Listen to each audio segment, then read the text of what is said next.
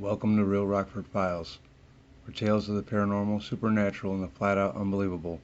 Today I'm going to be sharing ghost stories from New Jersey. Let's get into it. Story 1. I just moved into a new house in New Brunswick for the school year that is unbelievably old. Always when I would be in the house on my own, fully knowing no one else was in the house, I would hear distinct footsteps from the floor above, traveling from one end of the house to another, very different from the usual house settling noises. The sounds of doors opening and closing would radiate throughout the place, and there would always be that off feeling that someone else was indeed in the place from time to time. The event, however, that convinced me this place was semi-haunted was one night in the middle of a completely normal dream. It was suddenly interrupted by an older man with gray hair and a terribly malevolent look on his face. He then gave a snarl, and I heard nothing but loud cackling laughter. It rocked me from my sleep, and the second I woke up, my entire DVD rack, with about 100 plus movies, slowly tipped forward and fell, throwing all my DVDs everywhere. Surprisingly, I wasn't that scared, more pissed than anything, because earlier that week I had just put them all in alphabetical order.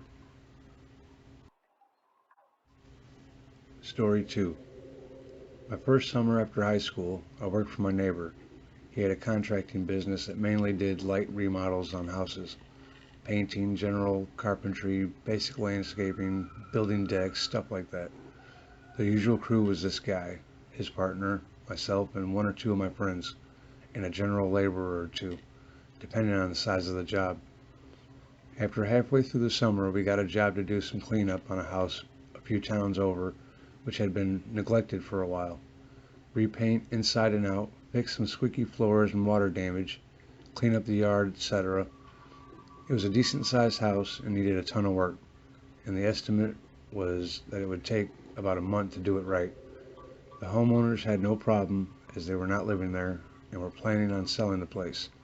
Everything inside had already been cleared out for the most part. The first few days we spent just clearing brush and stuff out of the yards so we can get equipment in to work on the exterior. Once that was done, we split off into two crews, one scraping the outside of the house and one doing work on the inside. It was the summer and the place did not have AC, so the easier job was the work outside, and we would rotate who was in and who was out.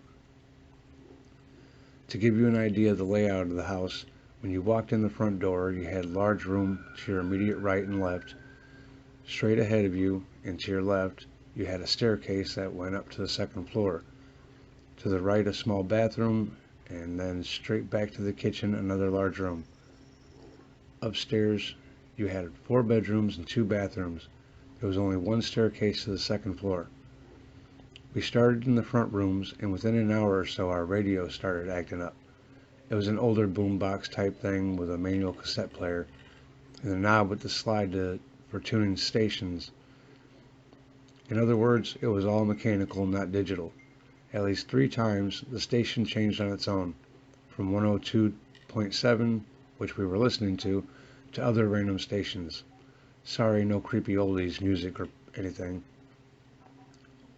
What is interesting is, when it changed stations, the station it would end up on would be perfectly tuned in, and the jump between stations was very quick, much quicker than a person could turn the knob and tune in the station so well, and then get away from the radio without being noticed, like a second's time.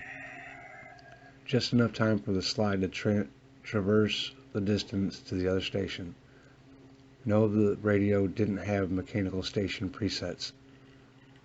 At least twice when this happened, I was in the room, and while my back was turned to it, the radio was in a location where it would have been damn near impossible for someone to get to it, turn the station, and then get out of there. It was not by a window either. On a few occasions the volume would go way up beyond the point that I thought this thing was capable of producing. We then moved the radio to a different room, blaming it on bad power, and the problems let up. Other strange things. Lights would go on and off while you were working, including our own portable floodlights. It wasn't the power was cut or anything, but the actual switch was thrown. You could hear footsteps above you when you were sure nobody was upstairs. The final kicker, as we were wrapping up the work for the place, I was replacing some molding in a second floor bedroom. I had a large heavy steel toolbox with a bunch of tools in it that must have weighed 30 or 40 pounds. One of those big craftsman jobs. I had finished off most of what I was doing and had most of my stuff put away when our lunch showed up. It was raining outside, so we were all sitting in the main entrance, weighed by the stairs. In fact, myself and another guy were sitting on the stairs. Everyone was accounted for. By this point, we were all always joking around how we were working in a haunted house due to all the strange stuff that was going on, but no one was taking it real seriously. Everyone was pretty much convinced that it was just a combination of an old house, our imagination, and probably a few of us screwing around with each other. Mid-conversation about this, there was a giant crash from upstairs. One of the dudes freaked and just ran for the door. Myself and the dude sitting on the stairs next to me turned and went up the stairs. At the top of the stairs, you had a clear view of the entranceway to all the rooms. So in the 3 seconds it took us to climb them, nobody would be able to get out of the room without being spotted. Inside the room I had been working, my heavy metal toolbox had been tossed from the room. Its contents scattered. The time from when it happened to when I got there was so short the stuff was still rolling around. Again, this was a 30-40 pound toolbox, which was sitting on the floor and had been clearly tossed a good 10 feet. We checked the other rooms and of course found nothing.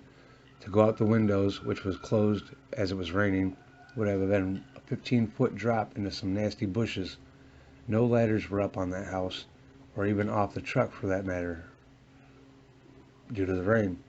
Everyone working there was sitting with us while we ate, and nobody could have gotten past us down the stairs while we checked the rooms, as there were a couple watching the stairs. It was pretty damn scary, and the final couple of days working there, everyone was really on edge.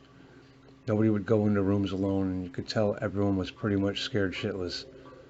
The boss mentioned the goings-on to the homeowner, who was just kind of like, whatever.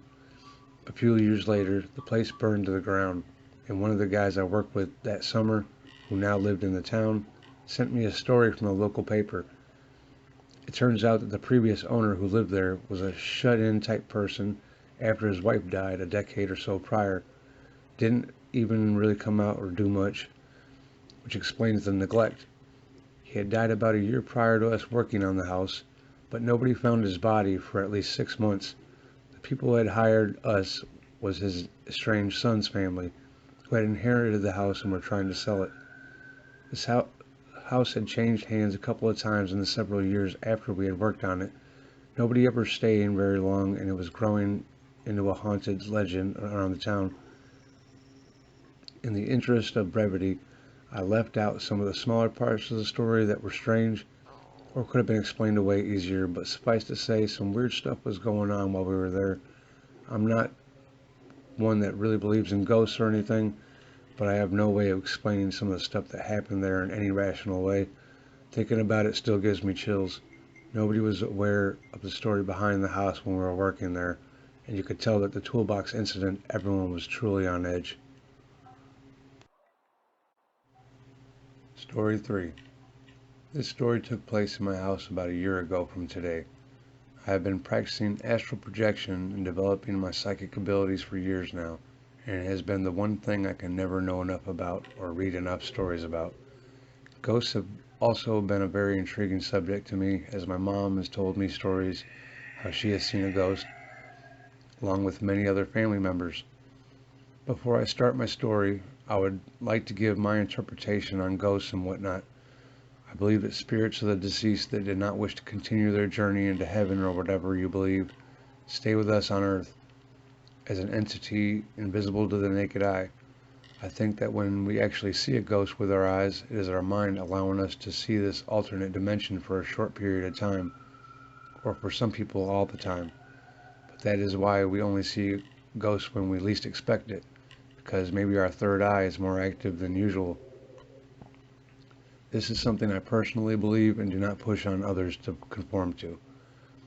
My stories actually dates back to when I was about 10 at my old house, when I saw what I thought was my dead uncle, whom I've never met but only saw pictures of and heard about. He died in a car accident with my dad, but my dad survived. About 4 people said they saw him the day he died in the house walking down the stairs or knocking on the door. I saw him sitting on the couch, and I literally ran upstairs as fast as I could. I later heard him whispering my name when I was drawing light one night. Fast forward to last year, I was laying in bed watching TV when I felt something or someone lay next to me, or at least put some pressure on the bed to make it go down even more.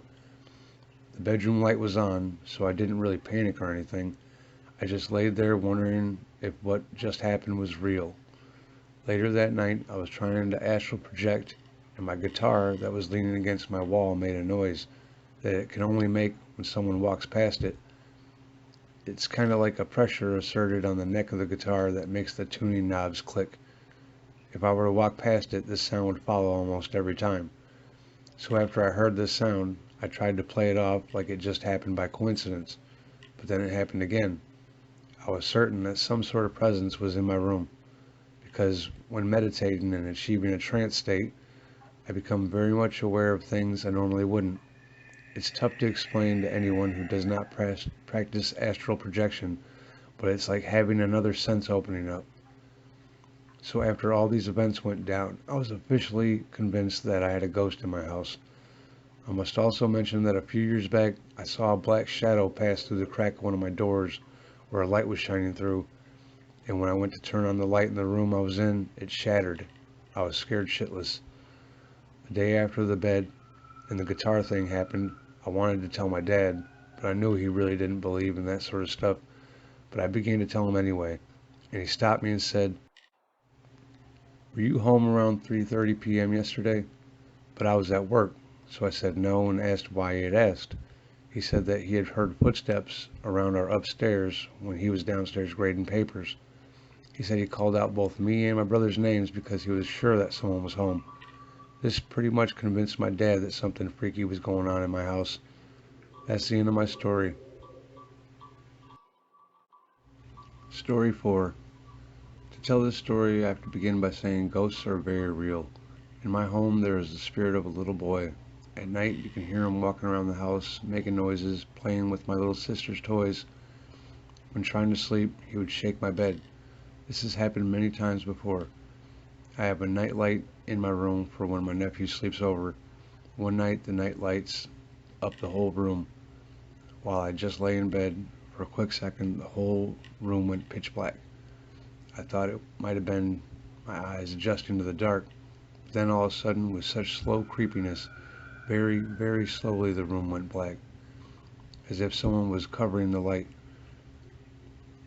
I was the only one in the room. I ran out. I have pictures of this ghost. My sister and mother have seen this little boy. He's a very white, pale ghost color. I've spoken with him on the Ouija board in my home. He's 12 years old. He died in the early 80s.